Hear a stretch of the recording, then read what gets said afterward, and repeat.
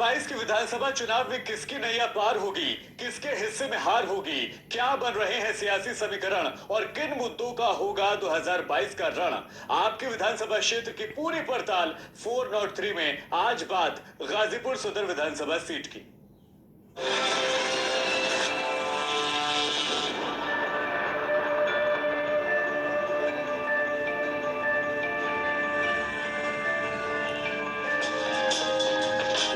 गाजीपुर जो लंबे वक्त तक कम्युनिस्ट विचारधारा से प्रभावित रहा। जम्मू कश्मीर के उपराज्यपाल मनोज सिन्हा ने यहीं से अपनी राजनीति को विस्तार दिया। मनोज सिन्हा गाजीपुर लोकसभा से 3 बार सांसद रहे। गाजीपुर विधान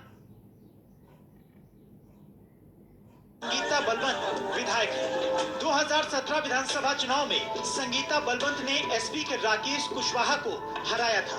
संगीता वृंद को 43.1% वोट मिले थे, जबकि समाजवादी पार्टी को 27.9% वोट मिले थे। गाजीपुर विधानसभा सीट के बारे में कहा जाता है कि जो एक बार यहां से विधायक बनता है, अगले चुनाव में उसे हार का सामना करना पड़ता है।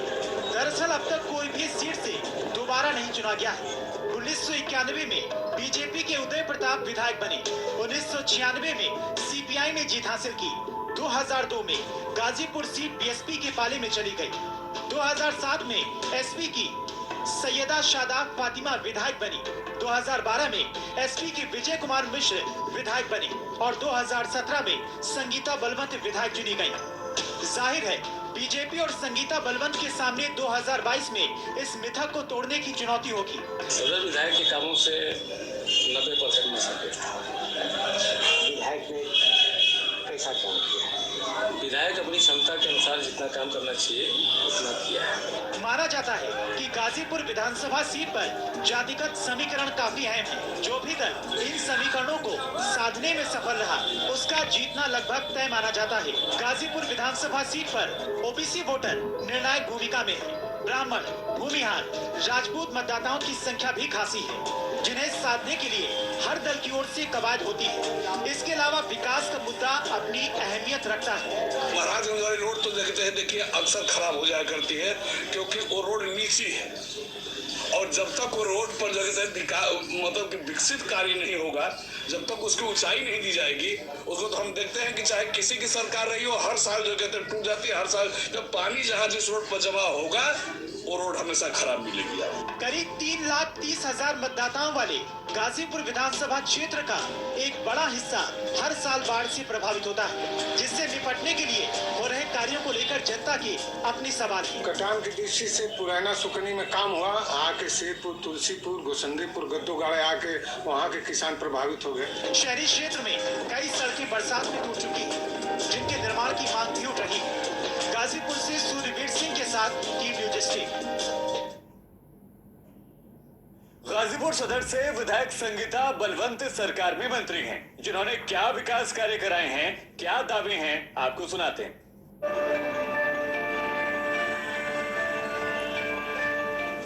इस कार्यकाल की सबसे बड़ी उपलब्धि हमारी विधानसभा में एक प्रमुख समस्या थी मुरैना कटान की। उस समस्या को जब मैं विधायक नहीं थी, कभी क्षेत्रवासी मेरे पास लाते थे, कहते थे, एक आशा थी।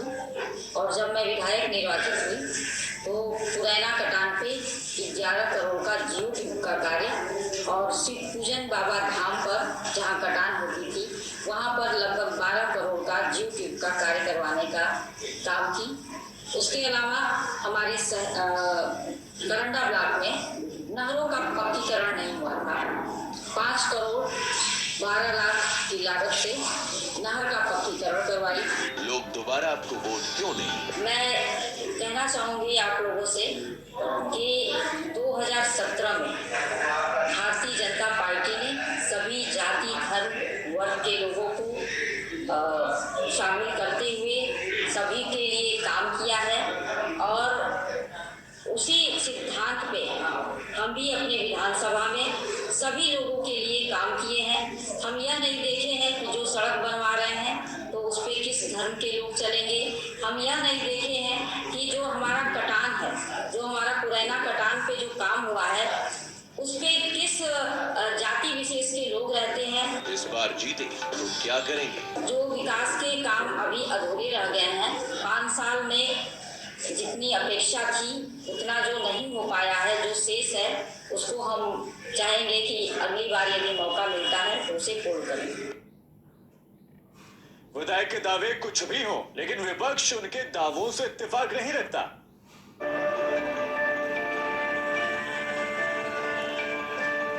इस कार्यकाल में हुए विकास कार्यों को कैसे देखते हैं? सही मायने में भारतीय जनता पार्टी की जो सम्मानित माननीय विधायक डॉक्टर सविता बलवंत जी 4.5 वर्ष हो गया और आज तक उनका क्षेत्र में कोई पता नहीं चला। और रही बात विकास के कार्यों की, तो एक भी उन्होंने अपना कोई शिलान्यास किया हो सरकारी काम का तो वो बता दे। कहीं भी मुझे कई क्षेत्रों में कहीं दिखाई नहीं देता है उनका विकास का कार्य, कोई कतई एक भी काम नहीं कर। जनता आपकी पार्टी को वोट क्यों नहीं? और देखिए, हम लोग पिछली बार भी चुनाव लड़े थे तो समाजवादी पार्टी के कार्यों के आधार पर चुनाव लड़े थे, और इस बार भी आपने जो कहा है कि जनता हमें वोट क्यों देगी। जब समाजवादी पार्टी सरकार में रहती है तो नौजवान को साल होता है, किसान को साल होता है, विकास का कार्य होता है। और विकास का कार्य सिर्फ जुमले का काम नहीं होता जैसे भारतीय जनता पार्टी करे। समाजवादी पार्टी ने उन कामों को करके दिखाया है और उसका लाभ समाज के सभी लोगों को मिला है। आपकी पार्टी जीती तो क्या प्राथमिकता होगी? समाजवादी पार्टी की सरकार बनने पर हम लोगों की प्राथमिकता में ये होगा कि जो अधूरे काम, जो समाजवादी पार्टी के समय में जो अधूरे काम थे उन कामों को हम लोग पूरा करेंगे। इसमें जो सबसे महत्वपूर्ण है जो सड़कें हैं, उन सड़कों को बनवाने का काम किया जाएगा। अस्पताल जो 300 बेड का हॉस्पिटल है, जो माननीय पूर्व मुख्यमंत्री राष्ट्रपति जी ने कहा था कि इसमें 500 बेड का हॉस्पिटल बनाएंगे, तो 200 बेड की अंदर की व्यवस्था हम लोग करेंगे। आप देखिए विपक्ष के तर्क और विधायक के दावों पर जनता का क्या कुछ कहना है।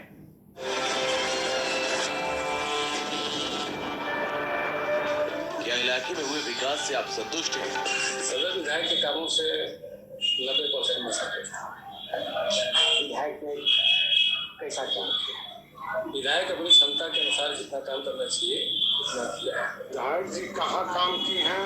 मैं करंदा का रहने वाला हूँ, मुझे करंदा में कहीं कुछ काम दिखा नहीं है। रह गया जो लोग कह रहे होंगे कि काम हुआ होगा, उनके यहाँ जरूर काम हुआ होगा, लेकिन करंदा क्षेत्र में आप जाइए, चौचकपुर से धर्मपुर के बीच में सड़कें नाला बना हुआ है। क्या कहते हैं, संगीता बलवंत जी जो है मंत्री हो गई हैं, उन्होंने भी जो कहते हैं कुछ ऐसे कार्य किए हैं जो जरूरी था, जो जनसंपर्क जिन्होंने किया उनसे जो कार्य मतलब उनके सामने गया उन्होंने वो कार्य किया है। सदर विधायक ने सिंचाई के क्षेत्र में बहुत अच्छा कार्य किया है, जैसे चौचकपुर पंप नहर कैनाल और जो कटान की सबसे बड़ी समस्या थी हमारे क्षेत्र की, उसमें तथा कई नलकूपों को भी लगवाया। ये कार्य तो कुछ अच्छे हैं, जनता इस कार्य को कहती है। क्या विधायक ने अपने सारे वादे पूरे किए? रोड का भी काम हुआ है। अब जैसे एक भाई पहले बोल रहे थे कि गुसंदेपुर धर्मपुर वाली रोड, तो ये वास्तव में धर्मपुर रोड खराब है। हम लोग स्वाभिमान संगठन से भी मतलब बिलोंग करते हैं, इसके बारे में भी कई बार हम लोग की आवाजें उठाई गई, लेकिन इस पर तो उस पर कार्य नहीं हो सका। लेकिन ऐसा नहीं कि अगर उस रोड पर कार्य नहीं हो सका तो और जगह कार्य ही नहीं हुआ। स्थानीय समस्याएं क्या है? सारी सड़कें टूटी पड़ी हैं, जैसे चौचकपुर धर्मपुर मार्ग, ये मुख्य मार्ग है, ये भी टूटा पड़ा है, बहुत पहले का बना था, 8 साल पहले। मैनपुर गुसंदेपुर मार्ग, ये भी टूटा पड़ा है, 5 साल इनका बीतने वाला है। अब कहा जा रहा है कि सड़क बनेगी, तो 5 साल में तो नहीं बनी। राजगंज वाली रोड तो देखिए अक्सर खराब हो जाया करती है, क्योंकि वो रोड नीची है और जब तक वो रोड पर मतलब कि विकसित कार्य नहीं होगा, जब तक उसकी ऊंचाई नहीं दी जाएगी, उसको तो हम देखते हैं कि चाहे किसी की सरकार रही हो, हर साल जो कहते हैं टूट जाती है। हर साल जब पानी जहाँ जिस रोड पर जमा होगा वो रोड हमेशा खराब मिलेगी आपको। तो उसको बस आवश्यकता ये है कि उसकी ऊंचाई बढ़ा करके और उस रोड को ऊंचा किया जाए कि पानी जो है नीचे से निकल जाए, उसकी ऊंचाई खत्म है, तभी इसका विकल्प है।